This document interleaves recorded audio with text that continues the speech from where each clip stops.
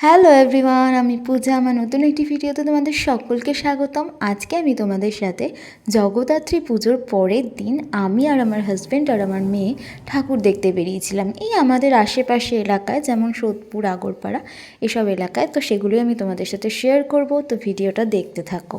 এখানে আমরা প্রথমে একটা নর্মাল একটা প্যান্ডেলে এসেছি।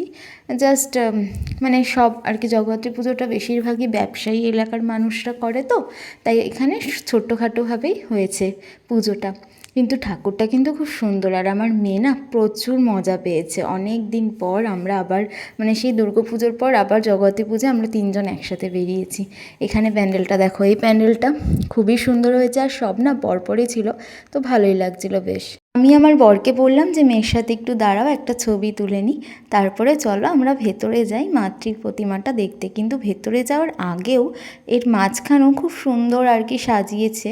তো তারপরে আমরা ভেতরে চলে গেছি। রীতিমতো জগদ্ধাত্রী ঠাকুরগুলো খুব বড় বড় হয়, কিন্তু এবছর আমি প্রথম জগদ্ধাত্রী ঠাকুর অনেক বড় দেখেছি।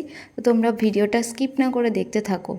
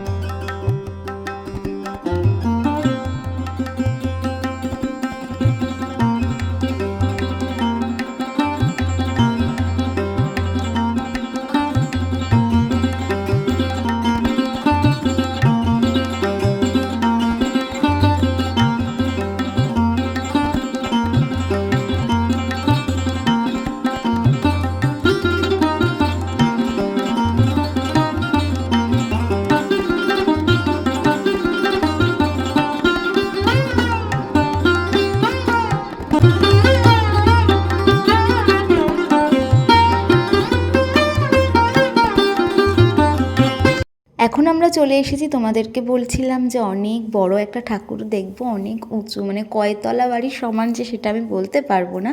কিন্তু ওই ঠাকুরের কাছে পৌঁছানোর আগে আমাদের মেলাটা অতিক্রম করে যেতে হবে। তো এখানে এত সুন্দর সুন্দর জিনিস, তাই ভাবলাম একটু তোমাদেরকেও দেখাই।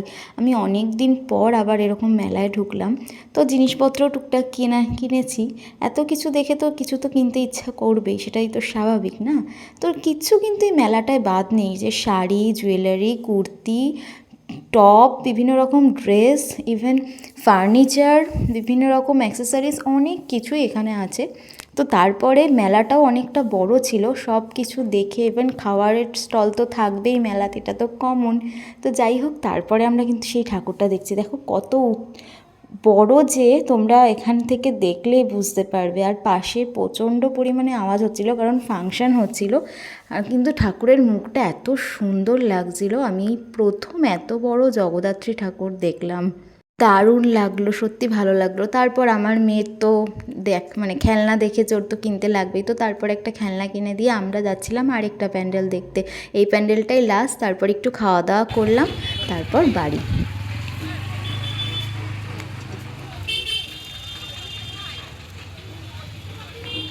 সত্যি বলতে বন্ধুরা, এত প্যান্ডেল দেখলাম, তার মধ্যে এই প্যান্ডেলটা না সত্যি মন কেড়ে নিয়েছে একেবারে।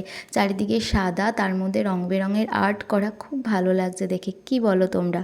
প্যান্ডেলটা দেখে আমরা বাড়ির উদ্দেশ্যে রওনা দেবো, কারণ কালকে আমাদের উড়িষ্যায় যেতে হবে। উড়িষ্যায় আবার ফিরে যেতে হবে। পরের ব্লগগুলো উড়িষ্যার দেখতে পাবে আবার। তো মায়ের মূর্তিটা সত্যি দেখে ভালো লাগছে। তার মধ্যে একটাই খারাপ লাগছে যে আবার আসছে বছর, আবার হবে একটা বছরের অপেক্ষা।